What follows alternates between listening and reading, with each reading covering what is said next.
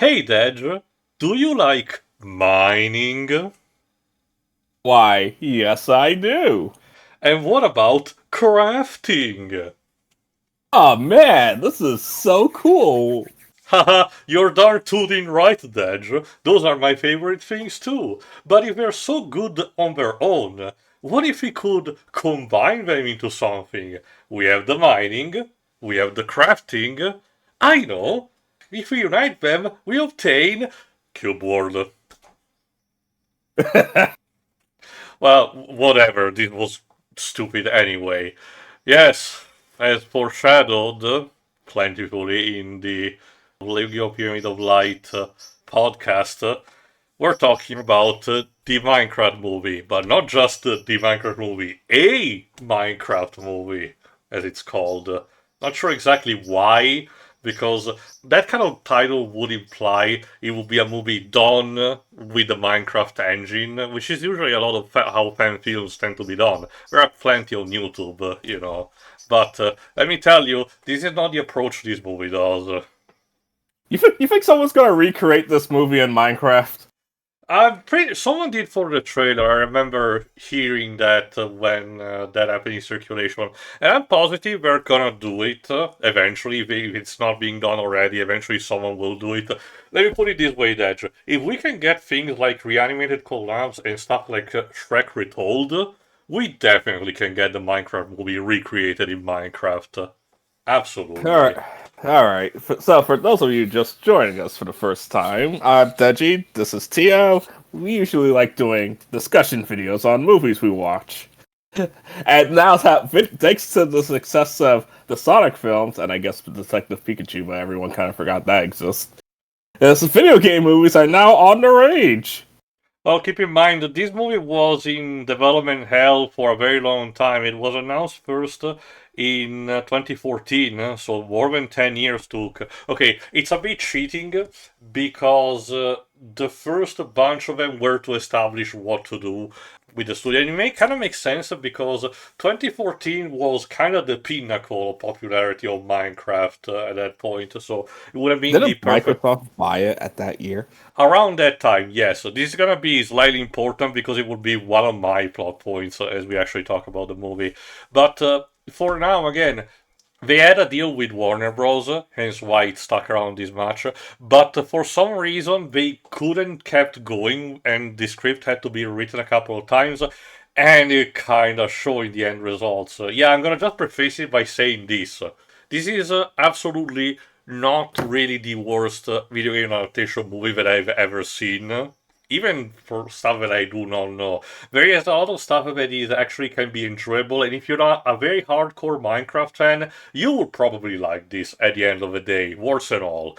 Man, But I can make a list of worst video game adaptations, like oh, again, Alone in we the Dark. even stuff we actually seen together, like Tekken 2 Kazuya's Revenge, like Doom Annihilation. the entire Paul W. Sanderson Resident Evil saga, technically. Again, this movie has a lot of problems, it's, at least I will tell when we get to it, but at its very core, the soul of Minecraft technically is there. So if you're a fan of the game, definitely will be something for you to enjoy in some capacity. Even more so than, again, this is not the situation, again, going back to Paul W. Sanderson, like with Monster Hunter, where you get, wow, you get Meowschool, our chef, who actually does his cooking animation from the game for 15 seconds and that's it. No, this has more to it. But the key point here is that because the movie took this long, and there's something like 5 people for the screenplay and 3 for the actual writing, 2 of which are the only ones shared, so a total of 6 people involved in writing this thing, it definitely suffers from too many cooks syndrome, and I don't mean the Adult Swim sketch.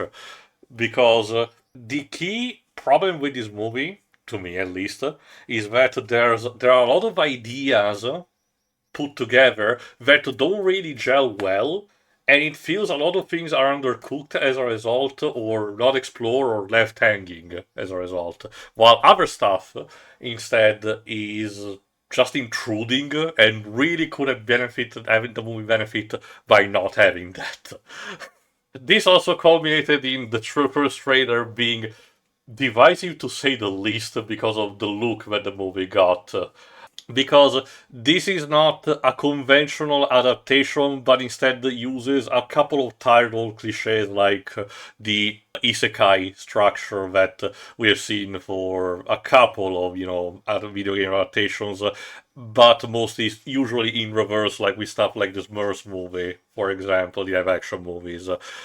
Although it's a bit more elegant, I argue, in this case, but it's still tired, at least to me.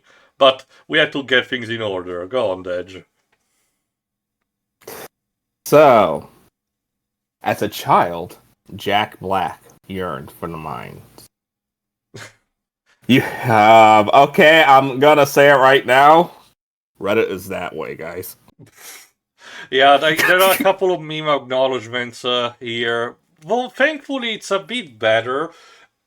The thing is, the weird thing about this is that I only saw the movie literally yesterday when we were recording this.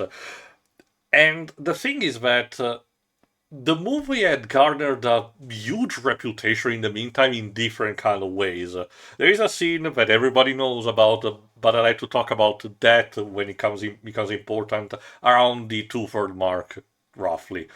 But instead, what I will say is that the movie tried to do the Morbius effect of riding the meme tide and re-releasing it in a special edition that contains kind of like a sing-along and meme-along way, and no. Just no. So, for the purpose of the movie, just ignore that and refer to the comment that Deji said about Reddit. And instead, I will say that before the movie release, we got a callback from the early 2000s for stuff like The Matrix or in early 2010 X-Men Origins Wolverine, where a version without the special effects got leaked. I have no idea who decided to be the brave soul. Apparently, that was up since September of last year. That's the thing. Connected to what I said about development hell, the last couple of years are a bit of a cheating because a combination between the pandemic and the SAG-AFTRA actor strike, basically delayed the movie, making it bouncing around until it got released properly in 2025. So roughly, this movie should have been released around 5 years ago, roughly. But the only major effect that this had was actually the casting of Jack Black, because apparently originally Matt Berry, of all people, was supposed to be the protagonist as Steve, while Jack Black was supposed to voice one of the enemy species, the piglin. Not sure if it was supposed to be the general character or someone else, or make it maybe a random cameo, but because of the SAG-AFTRA strike, things got shifted, and now Steve is played properly by Jack Black, and instead Matt Berry gets relegated to a cameo for a post-credit scene. I know Matt Berry also just had scheduling conflicts. Yeah, and Matt Berry is also a bit of a higher profile type of actor. Sure, he doesn't have a problem lowering himself to do stupid shit, but I can tell that if he had been Steve all along, he probably would have not had as much chemistry with the rest of the cast, which is kind of an important thing that the movie has to do. And I will preface also this, Jack Black, as much as I don't like what he has done in recent years in ways to torpedo his career and personality, he's really trying in this movie, much more so than he did as Bowser, I would have to say. So he generally convinced me. It's just that unfortunately, appearance-wise, Steve, even as an adult, doesn't feel like a role he should be having. To me, so the director of this movie, whose name I can't remember, Jared Hess. He said that this version of Steve isn't your Steve or my Steve. This is Jack Black's interpretation of Steve when he first played Minecraft. For those who don't know, Jared Hess is kind of an expert in actually writing particular type of comedies like Napoleon Dynamite and Nacho Libre, which I know you have seen recently, Dej. Yeah. So he also has a history with Jack Black, but I can tell you that I tend to prefer this movie over the other two. Well, I haven't seen Napoleon Dynamite. My only knowledge for that movie is a character from Total Drama Island is basically him. And Wow. I feel like pop culture wise, he's outlived Napoleon. That comment on Steve Weir kind of makes sense because I think one important thing that the movie tries to convey, particularly also with the variety in the cast of our main characters, is the message about kind of like the classic Lego message about this is for everyone. You're not really too young or too old to play Minecraft. All that it requires is for you to be well creative. And I get that. At least on paper is a good message, and even if I don't agree much in terms of appearance for Steve, I can see the mentality behind it. It's the execution that is faulty on that, but again, let's properly start this. And for the record, audience, while I have properly seen the movie and made a note, and I know the recap, the movie in itself was still, not particularly light enough for me to not take alcohol for today. So strap in because it's gonna get bumpy. So as that said, we start with a yearning for the mines joke, as young Steve, of course with his blue, cyan and blue appearance, wants to actually get into a random mine. Again, the initial joke is played mostly for laughs, so it doesn't require, it requires a bit of a suspension of disbelief because we see young Steve having to deal with the local miner, this grumpy guy which doesn't like children. I guess if we were in the UK, things would be very different. But and he chases him away. Then we cut to Steve being an adult, having the most cardboard office job you can imagine, and he thinks, "Oh wait, I used to have a soul," and wants to get into the mine. I would like to mention right now that this initial sequence has Jack Black narrating, and I do wonder how much of that was actually decided to be added in post, because a lot of the visual seems to be doing the talking on their own. There is still some minor dialogue sprinkled throughout this initial segment, like most notably when Jack Black says "Flint and Steel," but. For the most part, it's the visual doing the talking. I do argue they do a good job. I know that the target audience, supposedly, for this is very relatively young children to teens. But outside of a lot of the adult jokes that are later on in the movie, this initial narration felt like it was supposed to go for a Gendy Tartakovsky effect of just the visual without anyone talking. Which honestly I argue could have potentially worked. But again, I get it. We need to be a bit extra patronizing, otherwise people will not understand. So the point is that Steve still yearns for the mines all those years later, returns, and it's the same old guy, not having How's he aged still one alive? bit. That's the thing, Dej. We don't even see him afterwards, so he probably died after, because later on, spoiler alert, some characters return to that mine, and not only there's not anymore the signpost absolutely no children allowed, but the old miner is nowhere to be seen. So, unless it was a case where he had a day of vacation, he died off screen. Especially because there is some time skip to be had. The point is that Jack Black, Steve returns to the mines, and coincident, this random town in Bumfuck, USA, I don't remember which state we're supposed to be in, just happens to have the Cosmic Cube from the Captain America comics. No, really. I know that it's an actual item. Yeah. It's an actual item from Minecraft Dungeons, I think, specifically, the orb, and an Earth Crystal as the container of that. And when you combine the two, it opens a portal to the overworld, which apparently is just there. It's kind of like, again, it's kind of like the pipe in the Super Mario Bros. 2023 movie, it just happens to be there. At the very least, I can't believe I'm saying this. The Super Mario Bros. 1993 movie did bother to have an explanation why there would be something as bizarre as a isekai style portal in the sewers of New York. This is just a case where, oh, the real world and the Minecraft overworld are connected via a random portal and we know nothing on why everything is there or not.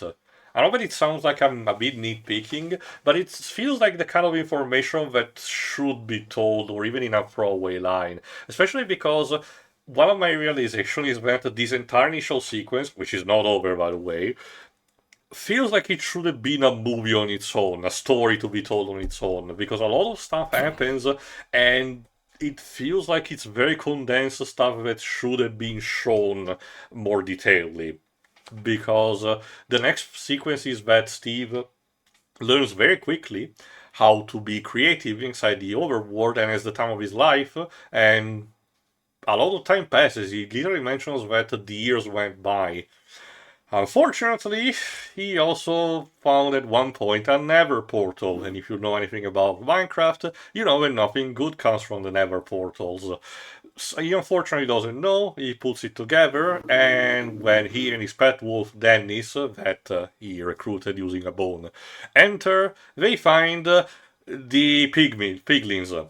Not the Ender Dragon, like one might have expected, because that's usually the be-all end-all main villain, and that's also because of the So, development. Apparently, the Ender Dragon was in most of the script stages, including almost to the final one, but they probably changed it to the Piglin Horde to reference both to reference Minecraft Legends, and because they probably want to save the Ender Dragon for the inevitable yeah. sequel. Pretty Like, the much. original plot was supposed to be about a girl and her friends being transported to the world of Minecraft. And I guess Steve probably was going to be a more supportive role without being a major player, probably, if I had to guess. Probably. Actually, It's still now that weird you think because the way about it. this intro is framed makes it look like Steve accidentally would have freed the Ender Dragon, which would have caused havoc on the overworld, and the other characters would have had to fix this shit. That's kind of the vibe that I was getting. But again, that's not the Okay. movie we're got gone. Does this movie, like the way how it's set up, does it remind you of Jumanji? Oh, absolutely.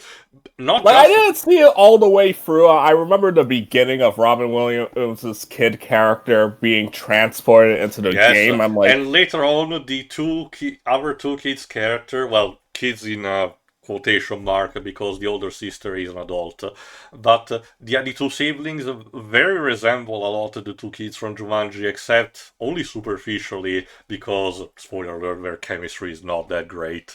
also, there is one thing I have to say about the siblings. I think this is the first movie I've seen in a while where I was like, oh, these two actually look like they're related. Yeah, they do look like enough to actually be passable. But again, we're not getting there. So Steve and Dennis in the Never found the piglins, led by Malgosha, a piglin sorceress. I forget Voiced by who. Mama Coca. Cute. Oh, it kind of makes sense because in my country's dub they use the same voice actress that they used for Mama Coco. Malgosha, as far as I understand, is a canon foreigner, as in she was created specifically for the movie, but as promotional material, they eventually added her to one of the games. I don't remember if it's in Legends, Dungeons, or the base game. But the point is that was promotional stuff for a new character, so good enough. It's a Mortal Kombat Kano situation where eventually things got adjusted on their own. And the thing is that apparently Malgosha wants the orb, which, as also all the characters pointed out, it's cubical, but is still referred to as an orb. Ha! Get used to this lamp shading. But here's the thing. The next part goes very quickly of the summation because in order Jack Black and Dennis get thrown into a cell, they manage to sneak out. Somehow, Steve manages to steal back the orb from Malgosha's staff.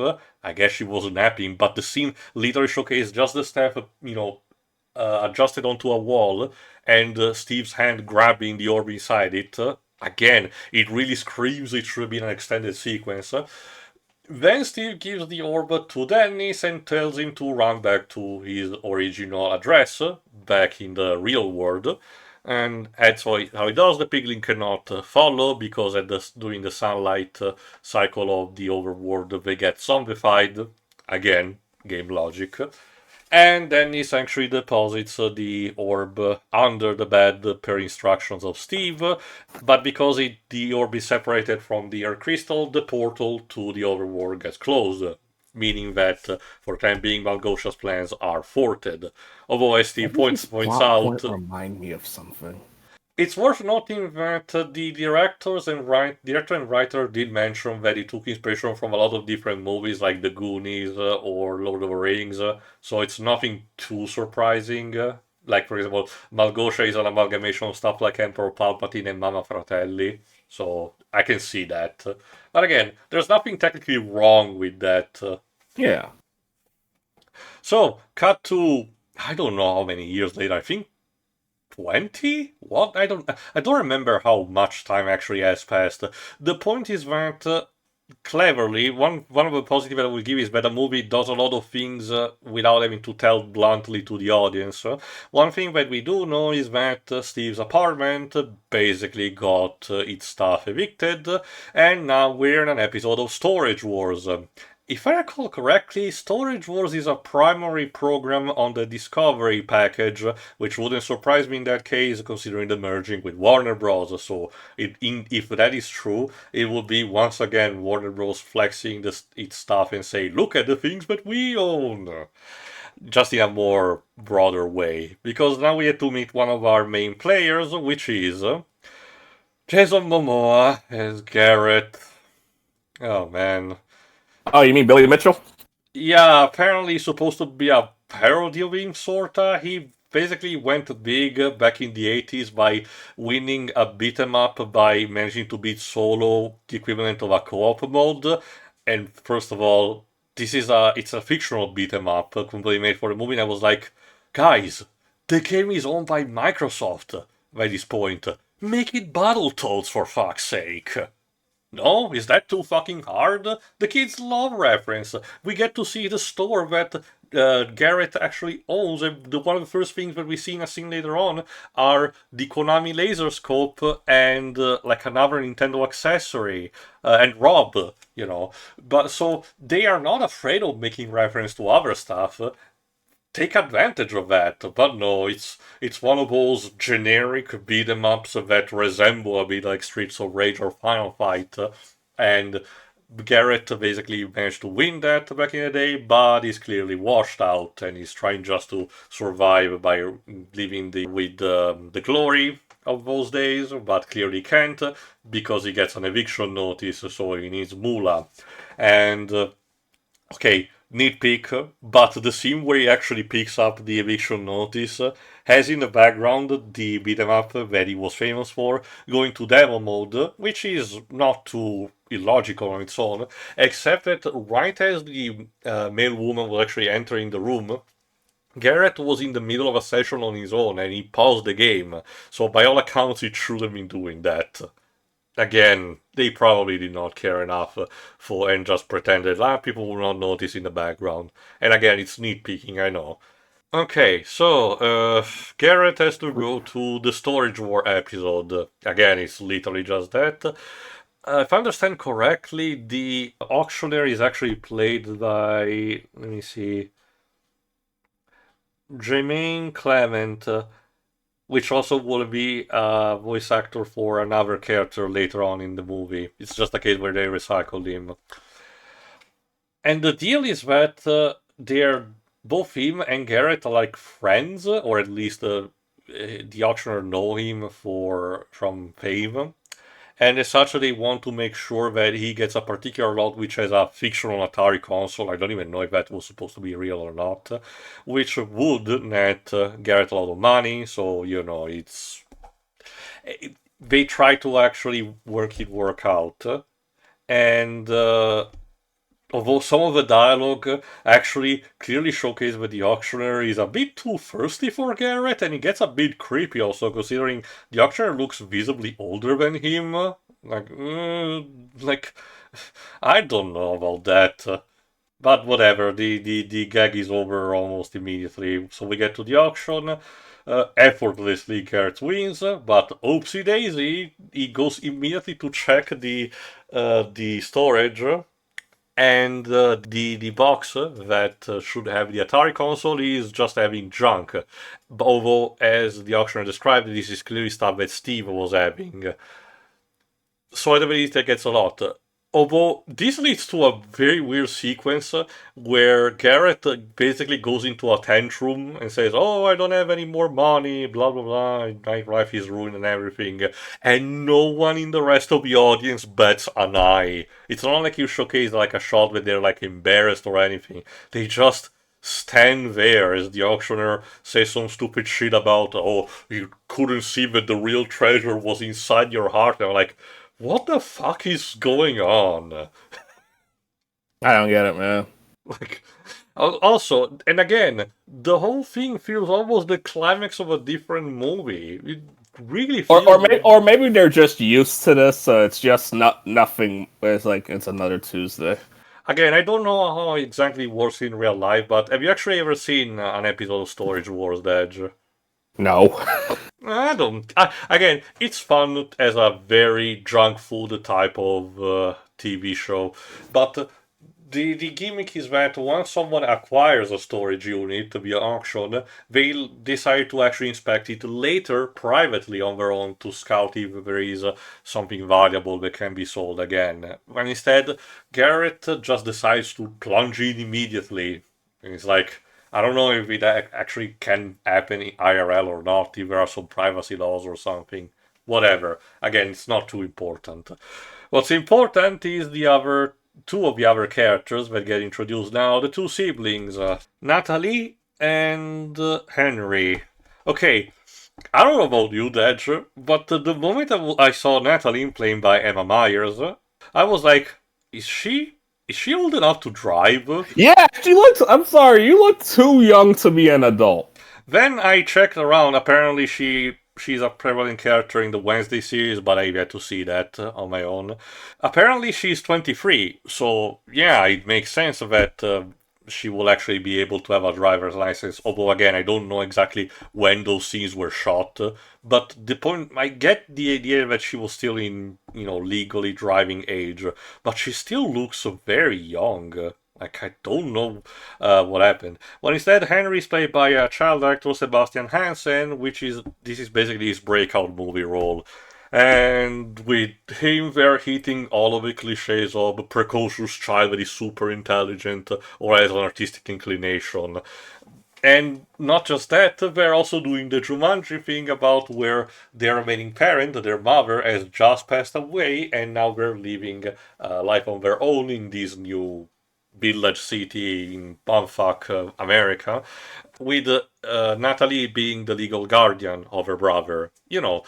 We have seen this kind of story before with stuff like, for example, Lilo and Stitch, for example, so it's nothing too new. But when you put the pieces together, it really feels like this was made by a committee, not by AI. I will say this also in advance. I don't really think AI scripting was actually done in the way of making the story of this movie. So I will say that's this. Nah. Mostly because, like I said, I think this is more of a committee type of movie. Someone in a tuxedo and smoking a cigar was like, "Oh yeah, children will love their parents, so we actually can build a drama of that, and we have the chemistry together and shit like that." No, you know what the problem was? This is because the movie had multiple writers. Mm-hmm. So they just basically combines everything. Yeah. That's why it feels it's like the Ninjago movie. And one of the big problems is that Natalie and Harry's chemistry tries to be a bit at the beginning, but the moment things hit off the rails, as in entering the Minecraft movie, that shit is gone, basically. She will barely have any weight in terms of relationship with her brother. And only later on in the movie, the two will actually reconcile and says, "Yes, I understand now that you care about me," and blah blah blah. And she will say, "I understand about you having the creativity." There is stuff towards the beginning of the movie to establish that, but it's pretty clear that they wanted to get that as far as and all of that as much as possible so they could drop it later to tell more interesting stuff, which is kind of a problem. And speaking of that, the two arrive at their house and meet Dawn, a character played by Danielle Brooks, and I'm sorry to say this, Dad, she really is possibly the most pointless out of the main characters. Yeah, she's a character that exists, so Natalie can bounce off of. Like, I'm sorry, none of the writers could actually find her something better to do because for the most part of a movie, she gets just tangled into the events and just does things. The only not quality. The only gimmick that they give to her is that they establish, with very poor gags involving ADR screaming, that she's good with animals. Okay, a bit quirky and overused, and like I said, the ADR could have been improved. And this will play a part later in the movie where she becomes a beast tamer. That makes sense, but in between these 2 points, she just is there and gets entangled by the plot by accident. It gets to the point where right in the middle of the movie she almost turns to the camera and says, "What am I doing here?" And I'm like, I agree, what are you doing here? Like, uh it's like, There oh was a way to make her work. It's like, god. oh well, maybe establish she was friends with with their mom, and it's like they probably wants to help take care of them for the time being. Yeah, that's kind That of she's what was happening in Jumanji. The two kids did have a legal custodian that was in charge of them. Of course, in that movie, she disappeared relatively quickly and was only present for 1 or 2 scenes later, but this would have been a good excuse. just be like, oh, helping them out, adjusting to things, and because that's what I mean. It's like it's clear the main characters of this movie are Henry, Steve, and Jason Garrett. Momoa, Yeah. Garrett. And that is at best because, as I will point out later, it really feels to me that this was primarily a story about Steve and Henry, mostly. Garrett is technically the other most developed, but that's mostly as garnish. And unfortunately, the only two female characters will tag along, and I'm getting a gender band flashback to the first Silent Hill movie, where Sean Bean's character was added in post, and his scenes are pointless. Speaking of which, after a bunch of scenes that serves to have, like I said, the two siblings establish a bit of chemistry, including something that the movie tries to pass as a hilarious version of pizza using, I think, Tater tots. which I guess it's like potato croquettes. I guess that's what they're supposed to be. I'm gonna I never pretend had you've never had tater tots before? the actual snacking itself. I know what it is. We just call it potato croquettes. We don't have brand here about that. I guess McCain has them, but that's it. So But just making them out of pizza is just weird. It's like you can eat both together. You don't have to combine the two. again, I understand it's the movie trying to be quirky with a gag about, oh, this is supposed to be the kid's favorite food when he was younger, done by the mother, but of course now he finds that embarrassing and then stuff. It's just that the comedy is more miss and hit, in case you need to know, and you will get more samples later. Don't worry. Like I said, after those scenes, we get a small moment where Henry visits Garrett's store by accident, and the two have a small conversation where he showcases that Garrett wants to have a get rich quick scheme, a poor one at that.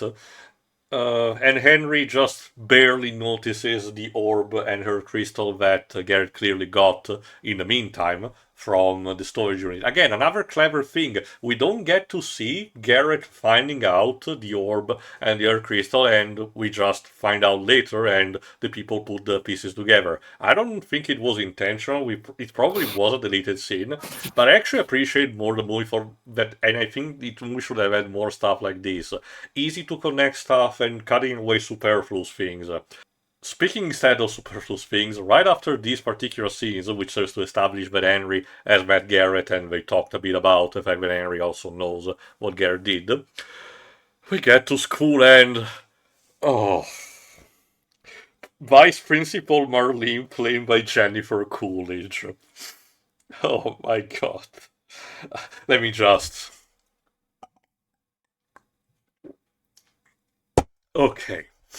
What, you don't like Stifler's mom?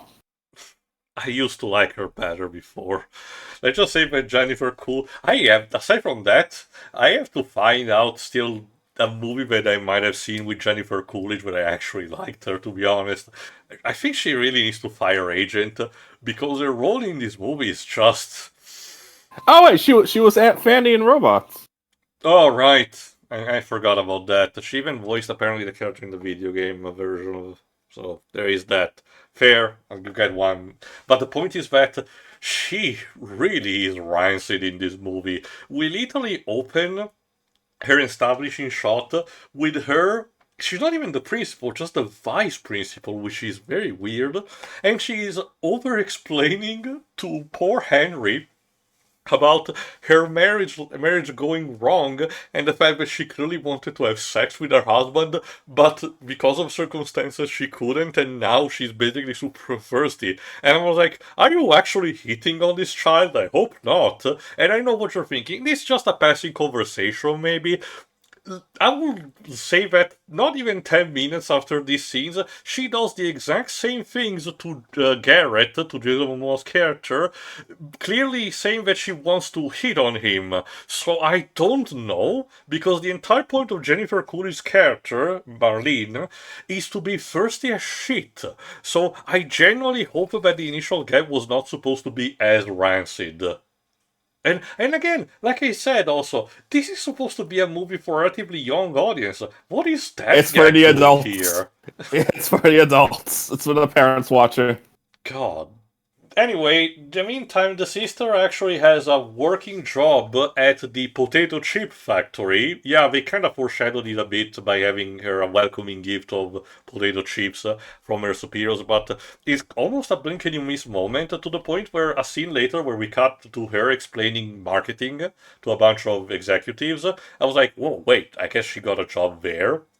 For reference, the Yeah, potato something that chip. she did say. When we were first introduced, that's why they moved to her because she got a gig. Oh, It's okay. weird how she basically doesn't have much agency in this plot. Not just that, Dej, the entire potato chip stuff feels also like an afterthought Yeah, because it's very presented as the mascot of the town, so it's kind of an important thing. But Steve never references that. He almost acts like he never knew this was a thing. And later on, when we reprise the action in the real world towards the end of the movie, it is never mentioned again. And keep in mind, all the other subplots tend to get a wrap up in a Where Are We Now epilogue, so it really, really feels weird. Also, just to mention, the reason I probably forgot that is because it was a throwaway line at the beginning, and I was also getting flashbacks to the first Jeepers Creepers movie, and I wish I wouldn't, because I have no idea God, what that is. it's a bad horror movie done by a very bad person another time, Dej. And by Okay, that I mean I will tell you about the movie and not actually showing to you. That's how bad it okay. gets. Um, Oof. anyway, at school, we're hitting basically all of the other cliche about precocious child with Henry because in order we have a teacher, which literally looks like Discount Danny Trejo, that overshares about his life. Okay, then the bull is clearly being almost a Stephen King tier of being obnoxious. They try to actually bully Henry. He tried to draw things in a very elaborate manner, but the teacher telling me you're supposed to write only the basic, to draw only the basic things. Like it's fucking fan stick now. My God. And then he tries to actually build a jetpack because again he's just that SMRT. And the bullies cutting one cord means that the jetpack goes out of control and literally bombs the signpost, the mascot signpost of a potato chip company, which almost is ground for expulsion to poor Henry. At that point I was like, by the way, this is still supposed to be a Minecraft movie. I know that it's basically there to establish things, but dear lord. Thankfully, this is where things pick up a bit because through a bit of an escamotage, Henry phones in Garrett and asks him to pretend to be his legal guardian so he doesn't have to say things to his sister. Just roll with it. This And the weirdest part about that scene is that Garrett says, "Yeah, I don't do that anymore." It's like, what? You want to explain that, buddy? again, classic type of gag that I've seen a couple of times. So Yeah, I know, but it's like, man, this movie really wants to heavily emphasize how much of a freaking loser he is. Pretty much. And this also leads to the scene where Vice Principal Marlene tries to hit on Garrett, and even Garrett basically tells her to fuck off. That's how dire things get. No, he does say like whoever broke up with you was an idiot. Yeah, again, it's a very roundabout backhand compliment, basically. But back when they return to Garrett's electronics shop, finally Henry just decides to take a look at the orb and the air crystal. In the meantime, he believed that his life was finished, so Garrett was trying to take advantage by taking the blueprint of the jetpack. Classy. Accidentally, Henry fuses again the air crystal and the orb, which of course activates again the portal, which instead alerts Malgosha, but we'll get back to her soon enough. Because of the portal activating, the orb reacts violently almost to it, and he literally starts to pull in Henry, with Garrett following. And the only reason why Natalie gets roped in is because she asks Dawn about what could be done, and Dawn immediately uses the GPS function tracking of the smartphone to track back Henry, of course. And this is basically the excuse to have the four characters arriving at the mine. Again, the previous miner is nowhere to be seen. Okay, and the mine is not even closed as a result. And they find the portal and gets literally sucked inside. So here's the first major thing. Now finally, 25.5 minutes in, the characters are finally inside the overworld. As we will learn very soon, only Henry and Garrett are interested in this, while the two women clearly want to just get back as soon as possible. But they don't even attempt to return back to the portal immediately. They just stand there and look around, be amazed for a couple of seconds, and I'm like, okay, that is nice, and I'm glad that the movie is not spending too much time being annoying on the matter, but it really feels like those two should be actually pestering a bit more Henry to actually get back, which there are one or two lines, but it feels almost like a case of, oh, the characters are remembering that they need to do this, rather than, feeling more natural. I don't know. Especially because by this moment the portal is still active. This alerts, like I said, Malgosha, which enables a bit of a scheme. She had kept Steve in prison for all this time, and as we know in Minecraft ruling, the day and night cycle is around 40 minutes in total, 20 each. And that means Steve has been in prison for a very, very long time. So, by using the retrieved collar of Dennis, which in the meantime has managed to also get inside the overworld, she bargains a deal with Steve by pretending to have Dennis hostage, and as a result forcing Steve to get the orb for her. It's clever enough, honestly, and it's not too bad of a plan, but it will be forgotten very soon, trust me on that.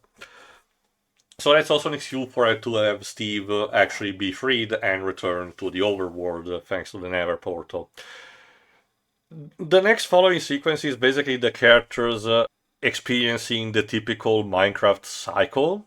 They are just arguing on their own. We have a very bad scene of Garrett trying to talk with a sheep, which looks rancid as a result, and God, it's so terrible. Thankfully, this gets interrupted when the night cycle starts, meaning that the mobs show up, the skeletons, and the zombies. So the next sequence is, the action sequence is the characters scrambling around trying to flee. In the meantime, a random nitwit villager, yes, it's important, finds the portal and accidentally enters in. This is a bit important for later, especially because during the scuffling of the fight scene, one of the skeleton archers shoots accidentally the cube, and shatters the Earth crystal, meaning that the portal gets closed. So now the characters do not have actually a way to return back to the world. So, at least now they have an excuse, but it really feels something that should have happened almost immediately. Like, say, accidentally Henry drops it as soon as we enter or something. This gives an excuse to Henry to start, well, what else? Crafting. by accidentally being slammed into a tree, learns the ancient Minecraft technique of punching a tree very rapidly in order to procure wood, and he quickly garners material to build a fortress, basically. In the meantime, Garrett actually finds another roundabout way to get back to the others because he was separated, but this gives him a chance to actually get back the cube that was dropped onto the ground and stores it for himself.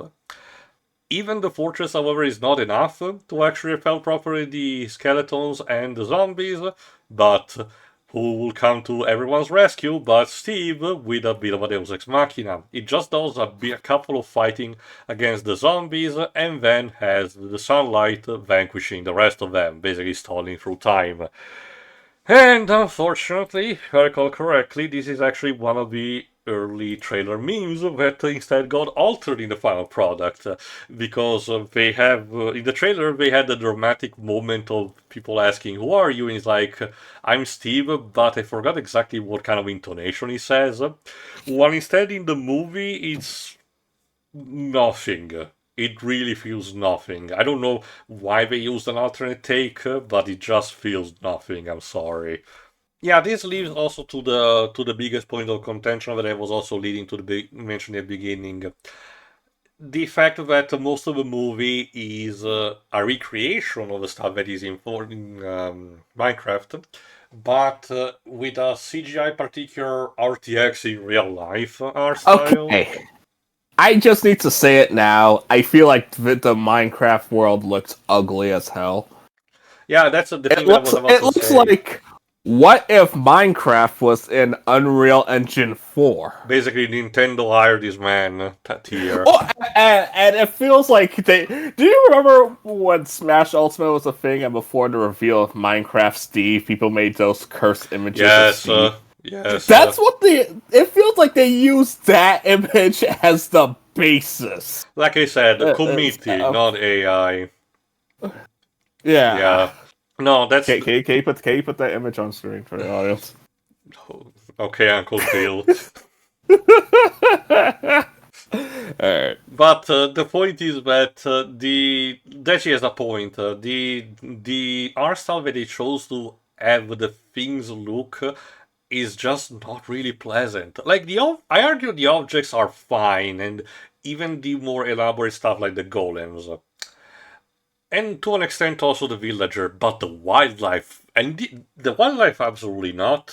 And the zombies also have this particular weird effect that everything else in the game moves in the polygonal way it's supposed to be, but the actual zombies, if you noticed, are instead more expressive in movements because they also want to recreate the classic John Romero style type of zombies. But the two things don't really coalesce together, and you get a bit, not a lot, but a bit of uncanny valley effect as a result. This is one of the reasons why I actually look forward to the grid-on in Minecraft version, because I do believe it will probably actually look bad for the better. Sure, I can imagine it might have also looked worse, but yeah, but that begs the question: this is the best you could come up with an alternative? Dear God. Anyway, Steve reveal, okay. Then there's a bit of misunderstanding, but that is quelled relatively quickly by having the characters reaching a deal that if they manage to find a way to get home, Steve will actually receive back the orb, which he needs for himself, of course, to bring back to Malgosha. They just need to get a new Earth Crystal, which is in another different place, and it's a very heavily booby-trapped and dangerous place to go, meaning that they will need to stock up, so the first step will be actually getting to a village. In the meantime, Malgosha actually is just torturing her minions. She literally kills a piglin child because it was drawing a house on a piece of paper. Good lord. And we get the classic Minecraft gag on when something is killed, it's super gruesome, but it just poof away and the loot actually happens, like in the game. Again, it works, it always works in my eyes. It worked for Minecraft Story Mode, the video game, and it clearly works for this too. So, good on the movie for that. Also, I forgot to mention, during the actual sequence, one also positive to be given is that we get an introduction of the creeper enemy, And they actually have it creep behind Garrett. Actually, they actually managed to make the name actually worth something, because in the games you still get to hear their hissing sound. So while their AI is programmed to actually try to creep near you, again, properly as the name, 9 times out of 10 it doesn't happen. But props to the movie for actually trying to make it more actually believable. So again, it's one of the moments where the movie genuinely feels like it tries to be a good adaptation by integrating stuff in the game in a logical manner. So there is that. Okay, unfortunately, before moving on, we need to start another subplot. You see, the Nitwit villager actually exited the portal proper in the real world, and of course, is a bit weirded out by all these different stuff that is not polygonal. Out to a point where he finally gets to onto a street, he actually has to wait until a couple of cars pass by, and when he tries to cross the road, he gets actually trampled by Vice Principal Marlene's car, and she gets out, and apparently, according to her dialogue, she has done it multiple times, at least with roadkill. So I guess we can see her in the next I Know What You Did Last Summer movie. I don't know. But this basically starts the subplot of her meeting the villager and, well, for lack of a better term, falling in love with him. And, like, on paper, if you just describe this situation on paper, this subplot is about a person meeting another out of an accident, almost trampling the other person with a car, and when the two actually meet eye to eye, they potentially fall in love, and the rest of the subplot is them properly falling in love with some comedic shenanigans. On paper, when you say that on paper, the subplot, that's not too bad of an idea. The problem is we've had, on one hand, the villager, who has virtually no personality and a sort of curiosity, and only the speech pattern that they have in the game, the huh kind of, sound. And on the other, you have Vice Principal Marlene, which is a very despicable human being that I wish the movie did not focus at all. But something tells me Jennifer Coolidge was under a contract and they needed to have a quota of scenes with her in it. So, subplot it is. You know what would have been funnier with the scene is if they played Careless Whisper. Yeah, another thing that I will say, the licensed musics are in this put in this are also a hit or miss. Some of them are just fine as background noise. None of them really stand out, in my opinion. But a lot of them, like the ones that is used for Steve's introduction to the rest of the cast, really do not fit the scenes that they're supposed to actually be based around. So, again, we're having a bit of a Mario 2033 situation, except that a lot of the songs are not even not popular. I was expecting, to cover into the younger audience a lot of songs done in recent times instead of going through the nostalgic vibe, but they are a bit all over the place. Very stuff from the 80s till the early 2000s, roughly. So, and the actual score done by Mark Mothersbaugh is not even too bad. It's serviceable and it does remixes the classic Minecraft themes. If you play Smash Ultimate, even if you haven't played Minecraft, if you play Smash Ultimate, you have heard of them. Even the classic overworld theme that everybody knows, the piano, dun, dun, dun, that Yeah. one is there multiple times, and it's serviceable, like I said. But the licensed songs are hit or miss, unfortunately. Anyway, look forward to Jennifer Coolidge's subplot later on.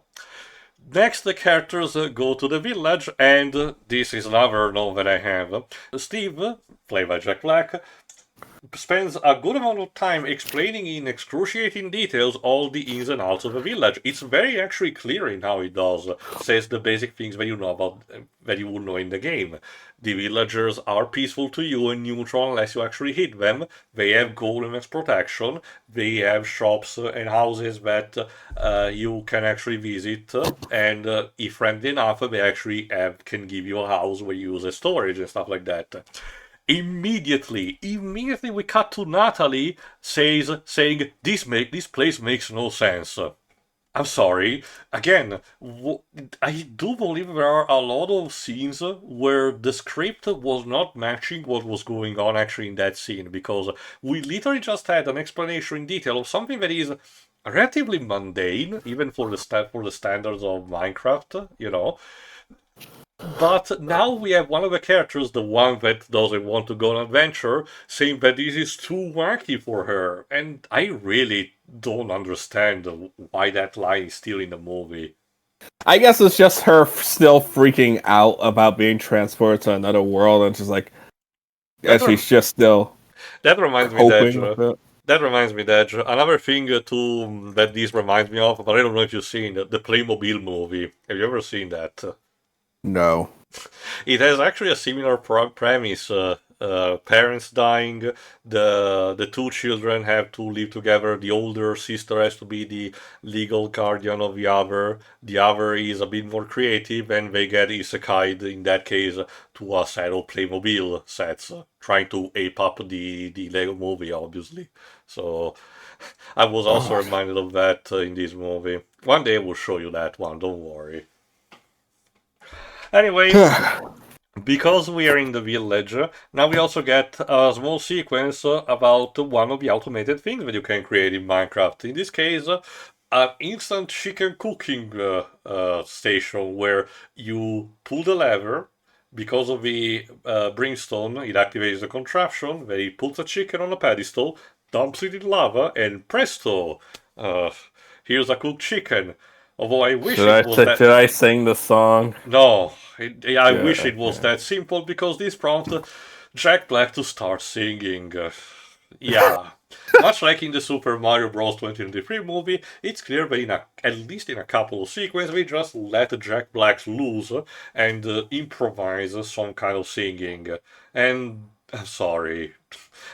I don't understand what's the appeal of that because Jack Black is capable of so much better in terms of sound qualities, and these ones just don't look as catchy or appealing to me. It's clear that it's improv stuff, and if you, and again, I guess the appeal is that Jack Black is inherently funny to you. I guess that's what you find funny in these songs, but to me, it's just a waste of time and an embarrassment for the actor. I'm sorry. Speaking of wasting time, the scene immediately after is another cock contest where Steve tries to eat the chicken, but because it had been cooked in lava, it's too hot. But here comes Garrett trying to do it because he need to establish he's an alpha male TM. And of course, instead he leads to obvious results, meaning that everyone's time is wasted, which is lampshaded by Don, if I recall correctly. Meaning that this movie has a lot of situations where something annoying or stupid happens, and another character has to point that out.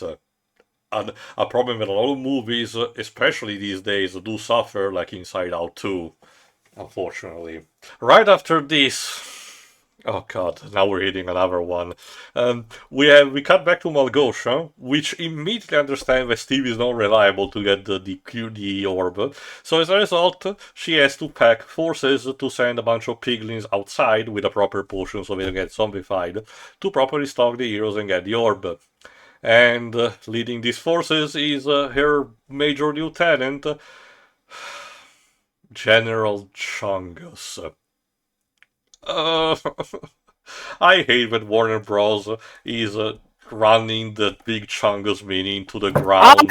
When Sorry? I first saw your Reddit gold, sire. Yeah, here's your plus That, one. that was that genuinely pissed me off. I was like, what are we doing?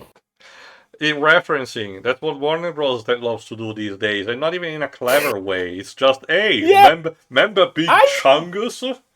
yeah. It just feels weird that Warner Bros. Just likes to start acknowledging referencing stuff because wasn't that like the main draw of Multiverses was referencing the Ultra Instinct Shaggy? Yeah, basically, as it was also present in the intro to one of the Mortal Kombat animated movies. Yes. Although that one was cute. And mostly because it was just very self-contained as a gag instead of Yeah. being drawn out. But And plus, the previous movie had Scorpion grab Daffy, so it's pretty just like, much continuation of that gag. But speaking of being drawn out, that's instead what the gag is for this. We just have a character that is randomly called Chungus because, funny name, and he's overweight. And by the way, if I recall correctly, he's voiced by the director. How random. I think this was supposed to be the character that was voiced by Jack Black in the original draft, if I had to guess, but it doesn't matter. Anyway, Chungus is sent in the overworld with his forces in order to retrieve the orb, and this leads to our first major fight, where the characters are, after seeing a bit, for example, Steve's stash and having Garrett waste an orb of teleportation, they had to fight the forces of Piglin. Which, another note, I know this is more of a old man yells at cloud mode, but I genuinely hate that they included a line from Chungus saying to Steve, "Hey, I'm sorry, I have to actually unalive you now." It's just, I get it that it's a term that YouTube loves to actually more respect for the algorithm, but I'm sorry, it's not a good substitution. It's not catchy, and there have been way other ways to circumvent around having the words kill, like say, "I'm sorry, I have to apprehend you," or "I have to terminate your life." Again, there are very clever ways, but no, we gotta do the YouTube friendly terminology. Uh, which, for the record, is also something that is not very easy to translate in non-English languages, because I bother to check, not on my own. I have a friend who actually has the unfortunate effect of having to review movies for a local small newspaper of his own town. So he went to see this movie with the dub, and I asked him about a couple of the differences, and he told me for that scene the Italian VA for Changus had to basically improvise another way to say that he was going to kill Steve. So at the end of the day, this thing is pointless. That's what I'm saying. Yeah. By the way, Steve in Japanese is voiced by Beerus. Okay. Oh, right. I forgot also. I know that they're gonna kill me if we don't mention this. Right before the attack, there is a particular scene that might feel a bit of a big lipped alligator moment, where the characters see a random pig with a crown passing by. One of the characters, I think Natalie, asks, "Who is that?" And Steve literally pauses, goes a bit out of character, and says, "This is the stuff of legend." That is supposed to be a tribute to YouTuber Technoblade, which apparently was an important Minecraft YouTuber who sadly passed away 3 years ago. And apparently this was Yeah. a request from Henry's actor. So it's a nice gesture, but it's one of those references that might catch you off guard and you don't understand what the hell is going on, potentially. I don't have a problem with it, but I definitely know people who will have problems with that if they don't know the context. You think that's one of those things that could have been presented better? Potentially, maybe having a name tag, or something like that. Or even mentioning that in the credits, like in lobby memory, stuff like that. I don't know. Anyway, fight goes on, and this serves all to separate the characters, the boys and the girls, because Natalie and Don will actually grabs a bunch of tools and have to be separated and have to go on foot. While instead Garrett, Steve, and Henry use flying contraptions to actually outspeed the piglins on their own flying vehicles in order to actually reach the mountains. This is because Garrett, in the meantime, had done a secret deal, quote unquote, with Steve by forcing him to actually deviate the tour through a bunch of hidden diamond mines that he has in the middle of the mountains. Because we're setting up a bit of a lie reveal cliche. Goody. Again, we're just summing up, but what you really need to know is that Garrett becomes more and more insufferable as the movie goes on, and the movie Yes. clearly is trying to have a bit of an arc by having him and Steve butting heads in a two alpha males contrast against each other kind of deal. I get it, but it kind of pisses me off in with Jason Momoa. I will also say that, but apparently reports of a couple of actors and actresses, including a YouTuber that was supposed to have a cameo that was cut away after this, mentioned that Jason Momoa particularly was not very friendly with everyone else on set. And considering other stuff that we heard that happened during the DC Cinematic Universe, the DC Extended Universe days, I can't believe that. And unfortunately, this basically puts another DC Extended Universe actor under basically the why did you even hire in this case him at this point? It really feels like only Henry Cavill and Affleck are the only ones who managed to save themselves from that monarchy. And I guess Margot Robbie to an extent, but I'm digressing. Anyway, the two groups are separated, and we follow first the boys. As like I said, they outspeed everyone. We have a couple of clever moments. There is nothing too particularly wrong in this chase sequence. I will say that.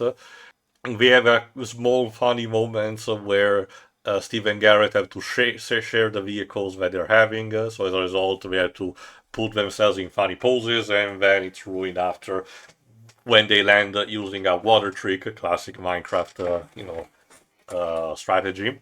Steve casually mentions he has gorgonzola cheese in his pockets. I'm like, this is not funny, guys. But in the meantime, if I recall correctly, this is also where we get to learn the backstory about Gosha. And unfortunately, it's kind of treated as a joke despite supposedly being seriously. It's kind of like how, you know how Puss in Boots The Last Wish had the backstory of Jack Horner being a bit farcical, but at the same time being tragic enough to make you understand why this guy is a piece of shit. Yeah, Yeah. in this case, it's just treated mostly as a joke, where Malgosha was supposed to star in an America's Got Talent parody show where she used dancing, but because the piglins are a species that don't give a shit about that, which makes you wonder why they even have that in the first place, they have a character, Bruce, I think it's called. I think he's supposed to be her father, or at least an important character, literally telling her the whole SpongeBob gag of, oh brother, this guy stinks. And basically telling her, oh, you shouldn't dance anymore, just care about the gold. And apparently this turned her into a villain who doesn't give a shit about anything other than amassing fortune and hates creativity. It's so sloppy. It's so fucking sloppy. I don't know why I don't remember that. And that's the thing, that it's also supposed to be a parallel to Steve's backstory, where he decided to break out of his status quo and actually embrace his childhood tradition, while instead Malgosha decided to instead reinforce the thing that blocked her, and as a result to become the villain. It's clear that the movie tries to be super clever with this, and having the two main characters, in this case the main hero and the main villain, on a sort of a similar level, just in different circumstances. But like I said, this sloppiness of the backstory just doesn't make it work. I'm sorry. Worth noting also to mention is that Henry had displayed some creativity before the piglin attack by using a bunch of random objects to craft a potato launcher gun. Cute. It's just gonna be an item that's gonna be used for the climax. If I recall correctly, they eventually added that to the game anyway. Then after this, we cut back to the two women instead, Natalie and Dawn, and because of the sake of a gag, we are now having them in a night scenario, but not even a day has passed, and they are armed with very primitive tools that are not super useful for fighting, but for the purpose of the gag, they are perfectly fine in beating up the mob on their own, because the gag is that they're just having a serious conversation while beating up a zombie in the background. And it's like, I get it, I get what you're trying to accomplish in terms of, something being fun, but I'm sorry, more time should have passed before actually having this kind of difference, because not a lot really has passed to justify that. And I'm that convinced that a lot more time was supposed to pass in between major set pieces and scenes, because we're gonna have a later moment that literally made me scream wide. Not you knew each other for very little. But again, we'll get to that. The point is that Don and Natalie talk with each other, and Don has to encourage Natalie about her role as a guardian of Henry. This is the closest we get to the siblings having a bit of chemistry, because the closest we got was a scene in the village where Henry had expressed his desire to just remain in the world, in the Minecraft world, because it really caters to his strength of creativity. While of course Natalie wanted him to go back into the real world. Although there is a bit of an hyperbole because the movie is clearly trying to have a message about escapism is bad. You need to actually confront your fears and live the life that you're being dealt with. But unfortunately, I'm sorry, the isekai status of a Minecraft world is not really a fictional one for the purpose of this movie. It is a concrete place, another dimension where, well, if you want, you can just settle in and live your life. For all intents and purposes, nothing is stopping Henry and Natalie to live their lives there if they so desire. It's not a dream status or an illusion that is catering towards Henry's desires and psychology, but instead it's just another place. It's like migrating to another town or another state. It's nothing that big of a deal. But the movie really tries to emphasize on the whole no, if you stay here, it's bad because you need to live the life in the real world. Which will be reprised at the very end. And moreover than anything, I'm sorry to say, this particular story doesn't have the enough maturity to actually discuss these kind of themes. And again, this will come to a close properly at the end of the movie. The scene ends with Natalie and Don discovering, of all people, Dennis, which is still in a feral state, but using the same trick that Steve used. Don tames Dennis. That basically means that now Don and Natalie and Dennis will try to reach the mansion on foot, while the others are stuck properly in the mines, as we are. And we get a bit of a funny sequence where they enter a bunch of rooms, they find the diamonds, to stack things up. But in the meantime, Malgosha has punished Changos for his failures by literally killing him. Yes, one of the main villains of the movie is killed at the halfway point when he was actually looking for to be one of the major players. And instead, Malgosha replaces him with I forgot its name. It's basically a bigger mob, piglin mob, that is from apparently Minecraft Legends, although the appearance doesn't really match the in-game appearance. It's one of the few moments where the game and the movie have very, very completely radical designs, and I don't know why. The point is that this big piglin is super strong, super big, and has an arm cannon. So immediately he is being sent to chase the others in the mine, particularly Steve's group. So we get, of course, an actual minecart sequence, which is a staple of every Minecraft server's World Salt. So I understand why they wanted to include that, including a funny scene where they run out of redstone, so Garrett has to get down and push the minecart on his own, which makes me wonder why didn't all of three of them actually push down the cart? Don't think about it. Right after this, okay, in the middle of the mine scenes, we did get a light reveal moment of Garrett revealing, and at that moment it was just almost carved away, especially because the chain scene was immediately around the corner. But as soon as we get out of the mines, we try to reprise it a bit. It's still not as grating as all other movies do, so I appreciate that the movie is not dwelling too much. It has the side effect, unfortunately, that it makes Garrett's story arc super telegraphed, if you know anything about basic storytelling. But this gets me to one of my most baffling moments of the movie, where Garrett explains and finally has a crash out and literally confesses, yes, I am a washout, I am a loser, and I have no friends. And Henry is like, you're not alone, I was your friend. I'm sorry? Like, you two have known each other for less than a day. Henry is very lonely. Unless off screen time has passed, I'm sorry. The movie has done jack shit to justify this line, and it makes me wonder if a lot more was supposed to be in between these scenes. Like, how much footage was actually present, and how much they decided to keep. Because it's so fucking weird. But the stupidity is not over, because... Oh my god, let me... I get the idea I'm gonna start drinking only for these moments. Okay. Now we get back to Vice Principal Marlene and the villager, which are now having a romantic candlelight dinner, which is super stupid because Marlene is once again dumping her entire marriage backstory on this poor fucking guy. And then we get easily one of the most cringy jokes on the entire movie.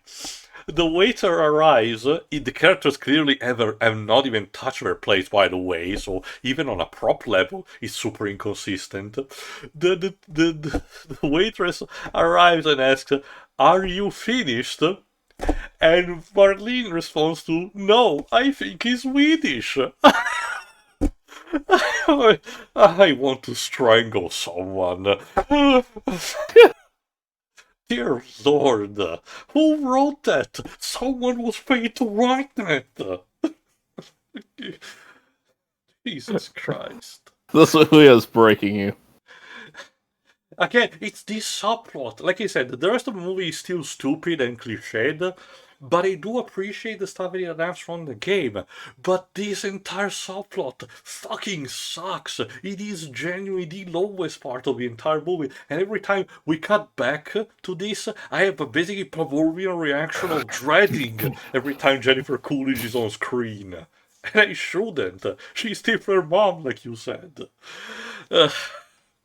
Anyway, moving on. We cut back to the boys reaching finally the manor, the Woodland Manor. I don't know if it's an actual location in the game. I haven't touched it in a long time. I don't even know if it's from Dungeon or Legends. Steve explains with a relatively poorly constructed diorama, which is odd considering being creative is basically one of his big things. The three floor structure and the different obstacles that they had to find. So, easily, they construct a plan.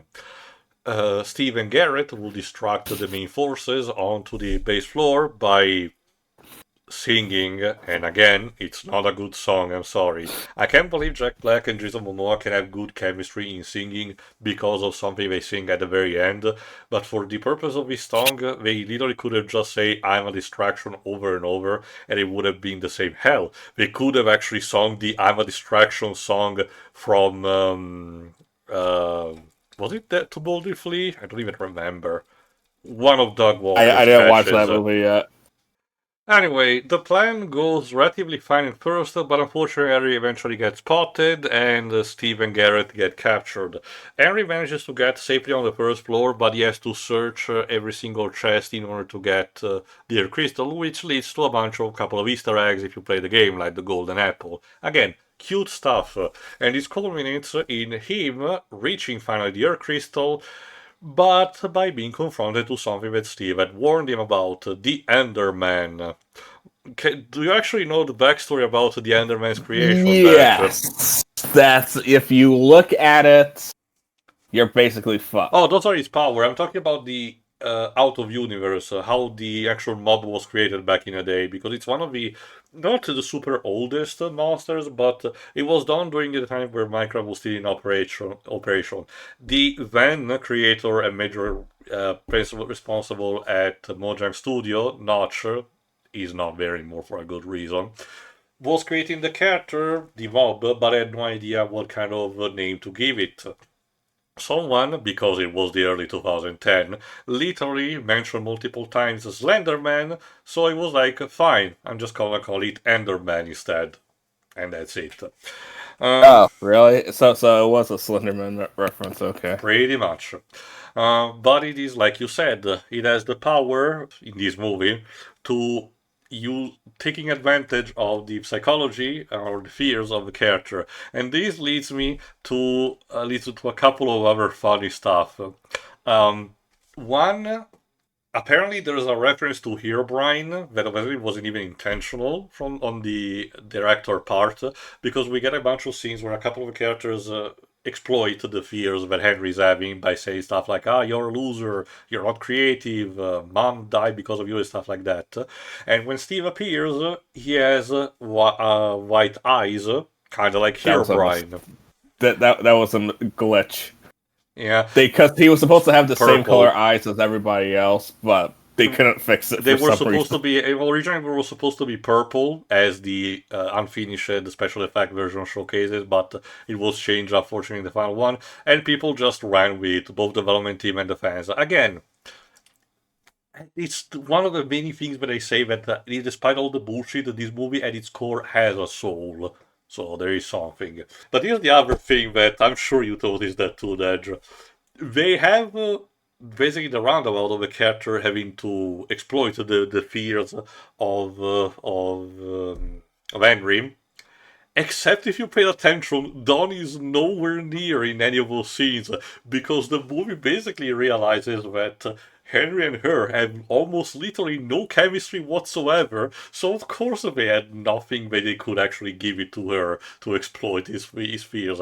Once again, reinforcing her status as basically the most pointless out of the four main characters. And again, I'm like, you really couldn't find anything more to give it to her? Like, especially because, as I asked this to you, Dej, as commentary, but a lot of the gags and mannerism involving her feels dated, to say the least. And it kind of makes sense considering the movie was in development hell for a very long time, so maybe it's a draft of some stuff that was conceptualized in the mid 2010s, but it really feels like a bad time capsule, to be honest. It feels like they want to go all the way in, but like just held back at the last minute. Because you've seen the Sonic movies, Rachel. That's Yeah. basically it. And people have come around to Rachel for some reason. I guess it's because in the third movie she has it's just a very minor cameo, basically. The point is that after the Enderman scene, in the meantime, Garrett and Steve are forced into a boxing match of sorts with Steve tied and Garrett forced into fight. And this leads to the opponent he has to fight. Will you do the honors, Dej? Chicken jockey. Okay. Context of the movie and everything and release. This was the thing that made a lot of the news actually, because apparently during the screenings, the not early screening, but relatively early in the movie's release cycle, apparently young audience members started going apeshit at the scene in particular. So I was seeing only the news and I was like, oh, is it a case where Jack Black yells the name in a over-the-top manner, or the fight is super surreal? As a result, and keep in mind, this thing got out of control very fast. Entire cinema rooms were not necessarily trashed, but very dirtied up by all the commotion to the point where the poor attendees had to clean a lot of shit. A couple of movie theaters even had to put a accompanied by parents sign to make sure that no funny business will have, and the aforementioned meme edition really capitalized on this. So basically, the entire news panorama basically told me that this was supposed to be the big meme moment of the movie, but I have to be honest, Dej, it's just a thing. I don't even think it's a bad scene. It just happens. Jack Black says chicken jockey in a relatively normal way. Yeah, and the fight is not particularly over the top or, bad in itself. Sure, it involves a couple of particular camera angle, like it's supposed to be like a wrestling match of sorts. Maybe I guess that is the thing that people, capitalized upon. But I don't know. It really doesn't scream to me anything that would have to be something super of going ape shit over. Again, yeah. Okay, so when me, Pedro, and Johnny saw this, we just got to the scene and we were like, really? I guess it's the firecracker effect, the thing that you're being built so up, this kind of thing, and when you actually witness it, it's just poof.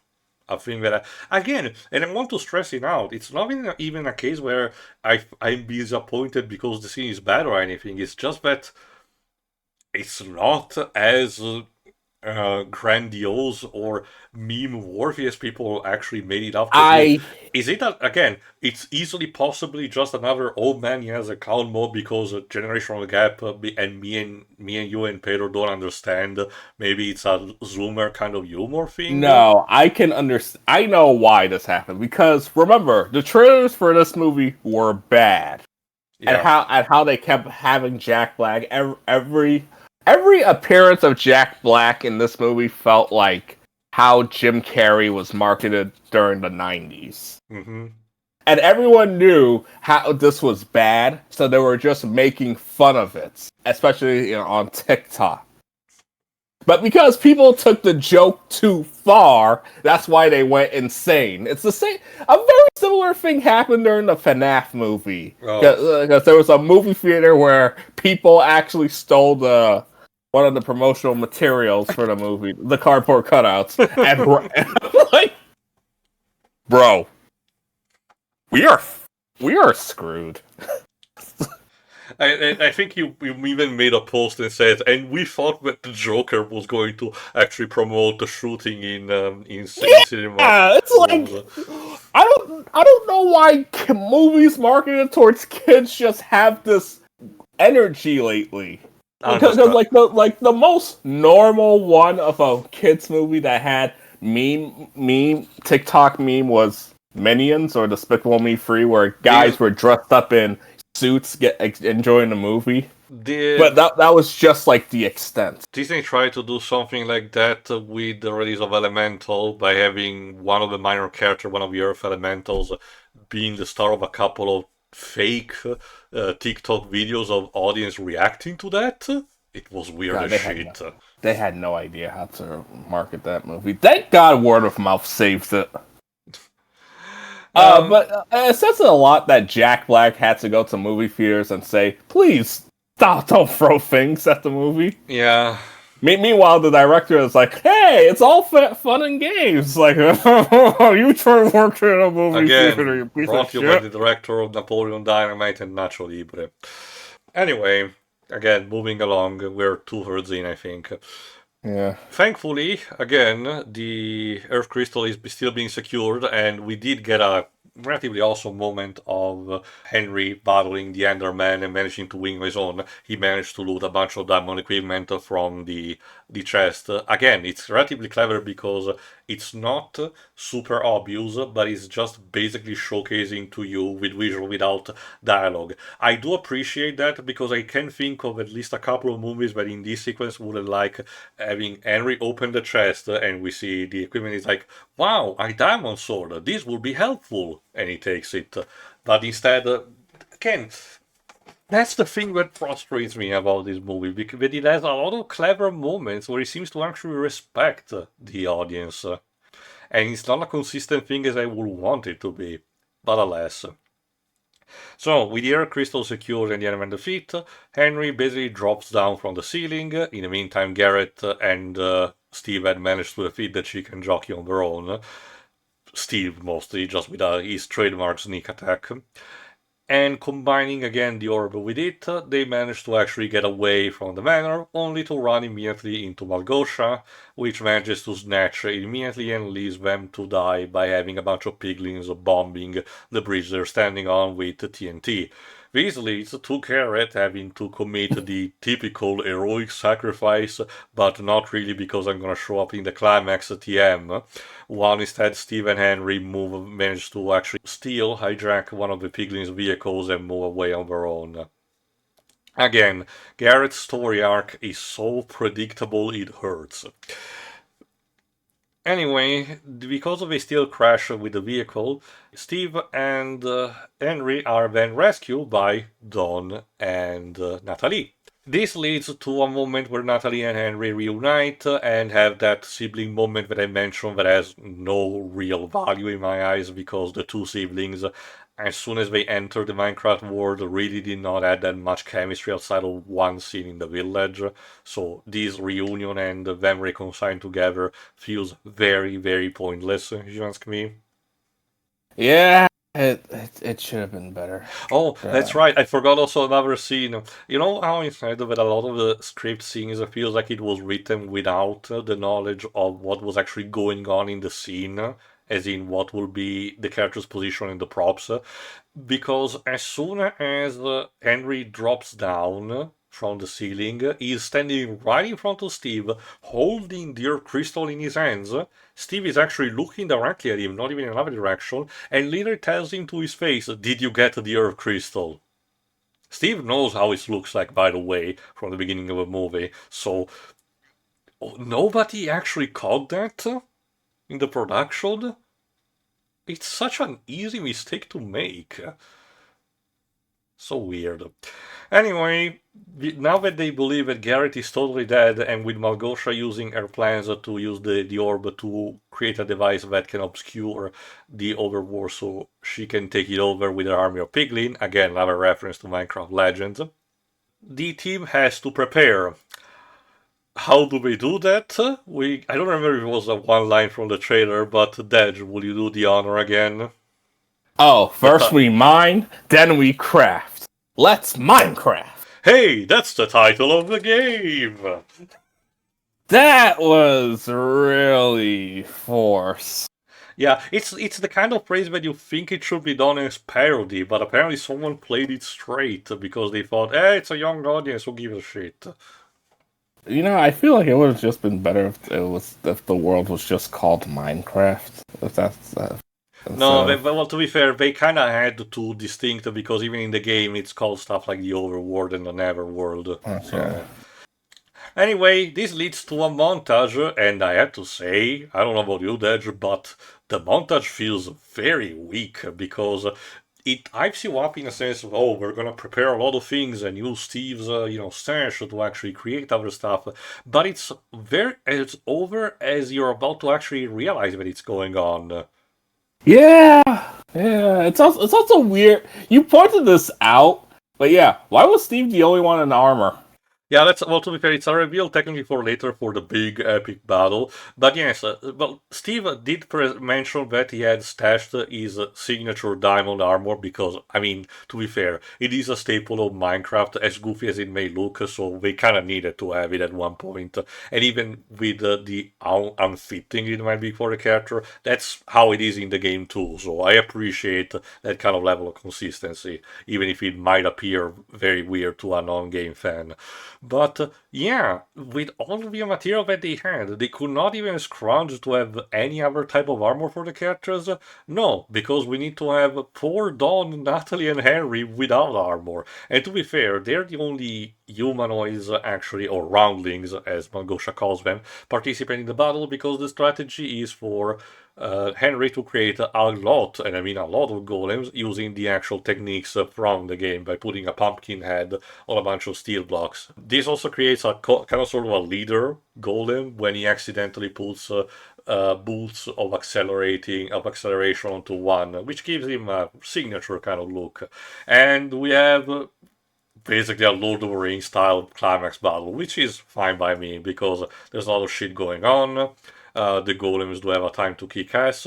There's even a funny joke at the beginning, kind of calling back a bit Lord of the Rings, where Valgosha says, joke's on you, I know that the golems cannot actually become hostile until actually provoked, and one of the piglins has butterfingers and accidentally fires a crossbow bolt. Oops. Again, a lot of the humor involved in Malgosha, I will say, is actually more on point. So actually props for the movie to actually go with that, even though I'm shading because it's like, whatever, let's just start the battle. So, in order, Steve with his armor goes against Malgosha on his own. In the meantime, Natalie and Henry basically use the golems as a brute forcing force so that he can actually reach the orb that is situated on top of an Everworld portal. In the meantime, Dawn uses her ability as Beastmaster to unleash Dennis and a bunch of other domesticated wolves. Good for her. I just really wish she was given more stuff to do other than this. One thing that I do love is that Malgosha apparently doesn't even bother to bring up again the bargaining of Dennis to Steve, despite the fact that, again, she doesn't know that Steve has found Dennis in the meantime. So, for intents and purposes, she could do something like, if you strike me, I will make sure to have Dennis be killed, so I'm untouchable, but they don't do that. I don't know if it was a deleted scene that established that she knew, that she got to know in some kind of fashion. It's weird. It almost feels like they completely forgot about that kind of plot point, or they forgot how to address it. Yeah, sounds about it. But anyway, there is couple of more shenanigans. Natalie manages to actually fend off the piglins and even the big one on her own thanks to sword training. Again, good for her. The movie did bother to establish that she trained in the meantime, so fair enough.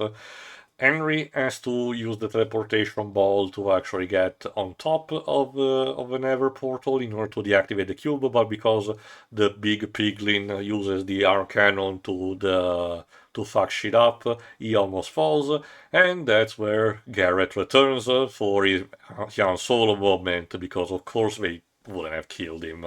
Duh. And they use the fire attack of the Geist, I think that's the transportation device of a piglin, to actually destroy the Nether portal, and as a result also make the cube drop from there.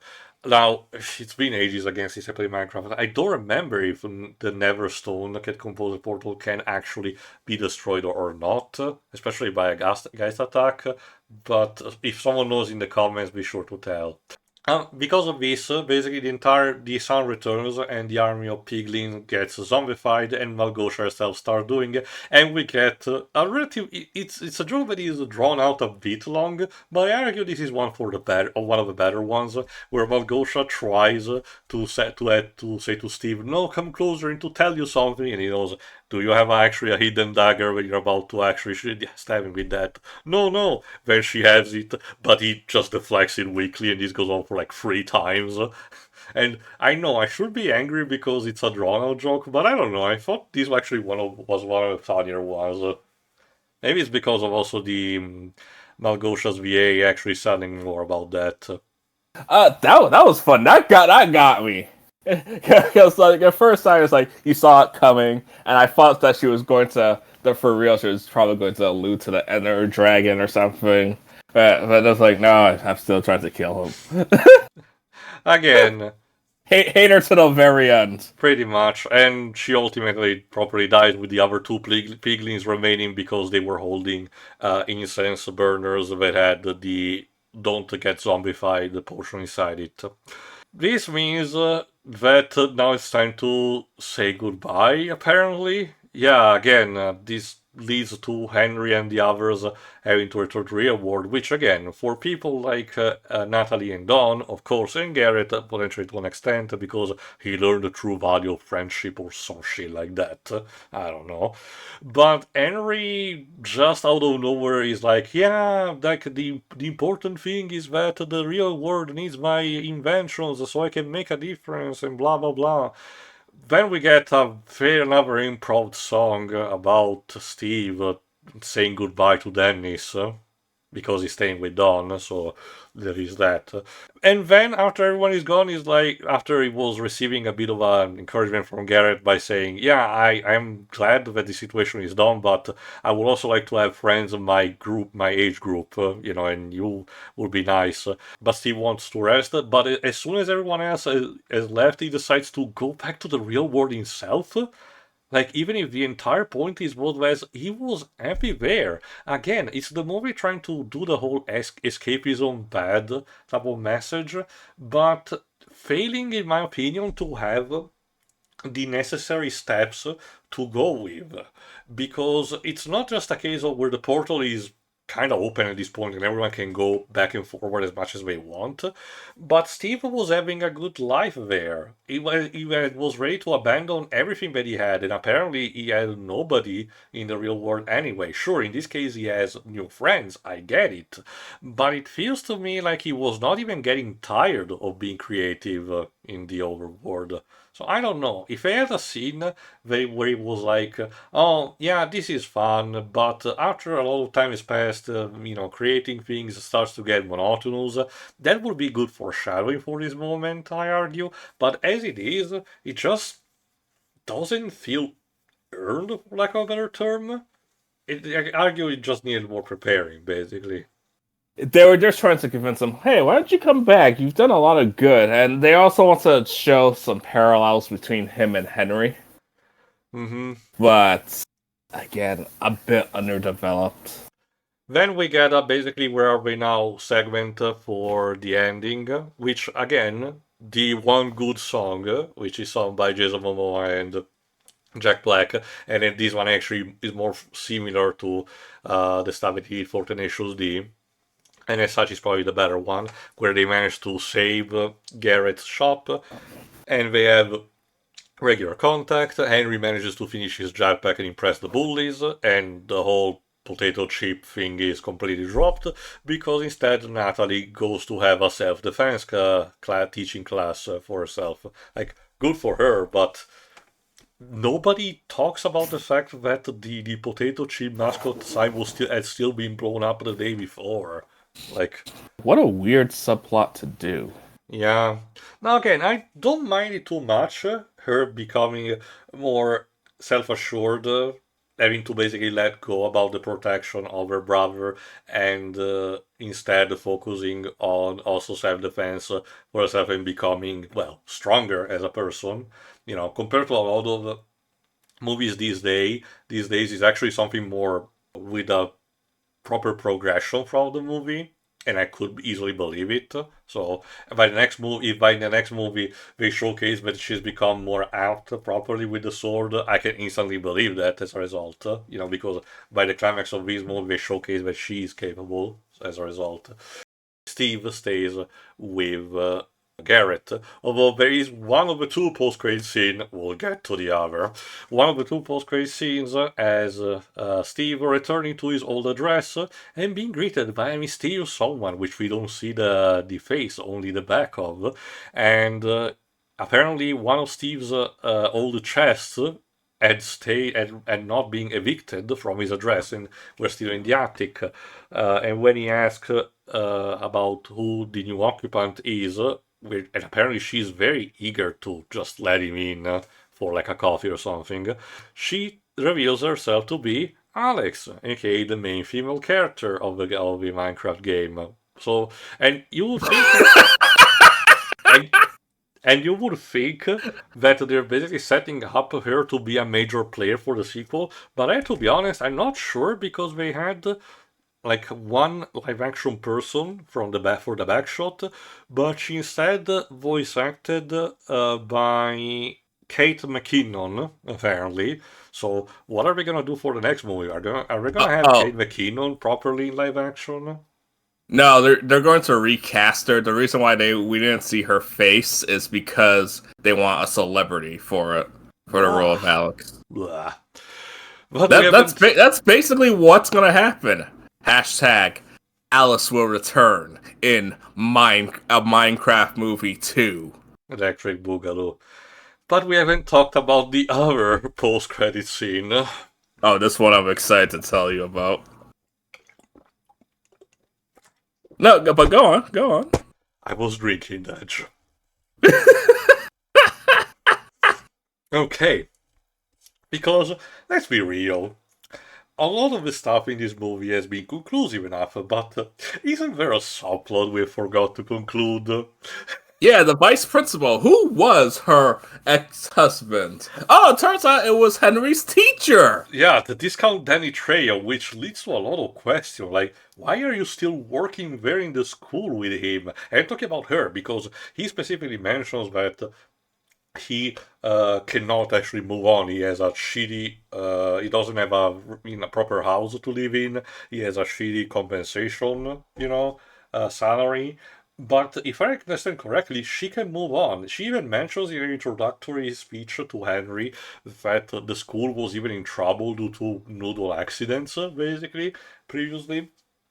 So all the cards basically suggest that she should have moved on to another place, but instead she's still here and working the same place as her ex-husband. Well, And well, think about it like this: she's the vice principal, he's a teacher. Which one's more expendable?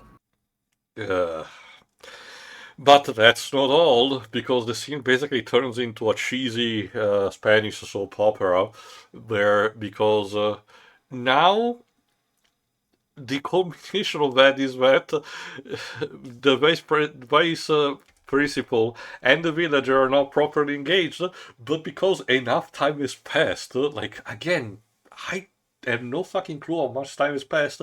The villager can speak now fluent English, and he is voiced by Matt Berry. They got him for the fucking post-credit scene for a very over-the-top British villager who basically says in no short terms that the teacher has fucked up and he's now benefit the reward because they're gonna have the best sex ever. And then she answers to him in the villager language, and it's the most cringiest thing ever. And I need to finish the bowl, sorry.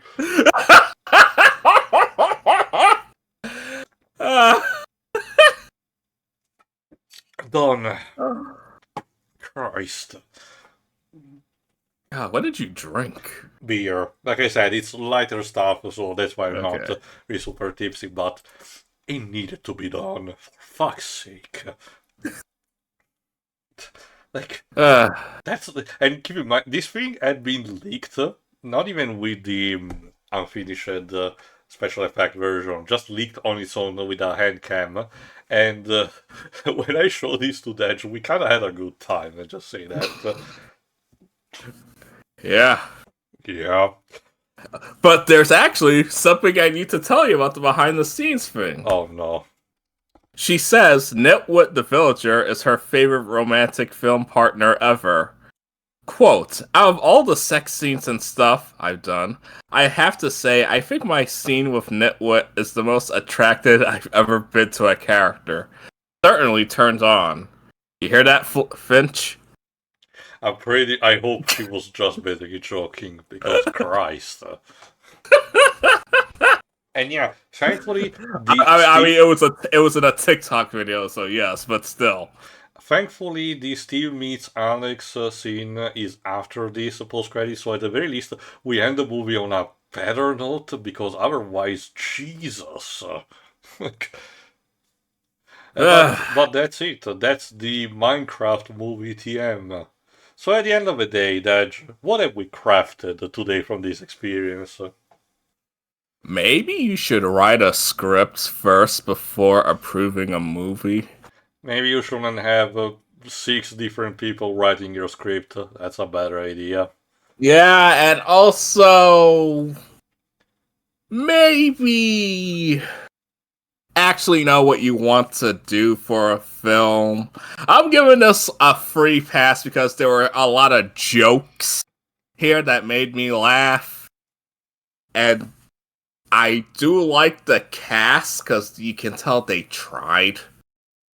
Yeah, in the words of Gilbert Gottfried, at least they tried. I thought this was going to be a major train wreck, but I'm surprised. Oh, this is fun.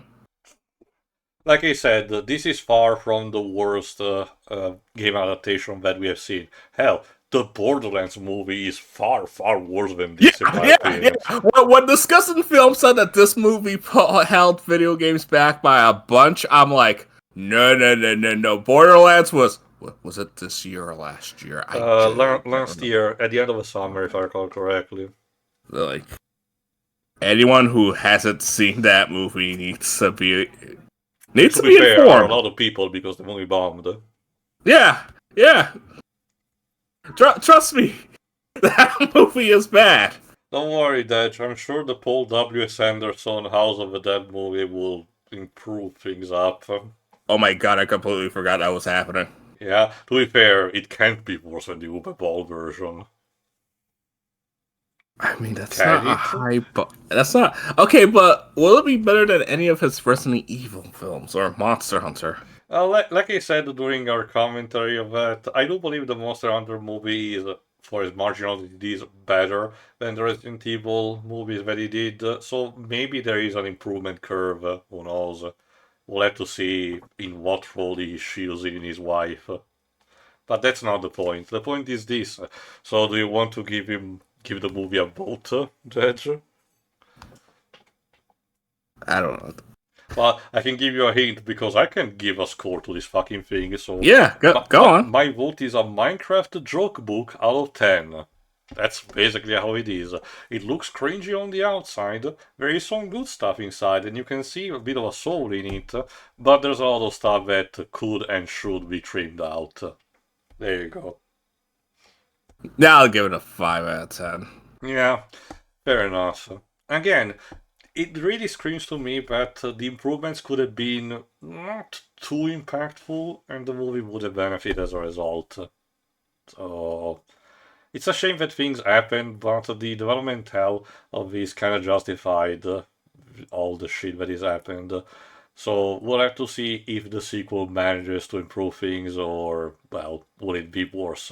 In that case, the judgment will have to be a bit more harsh. Anyway, that is it.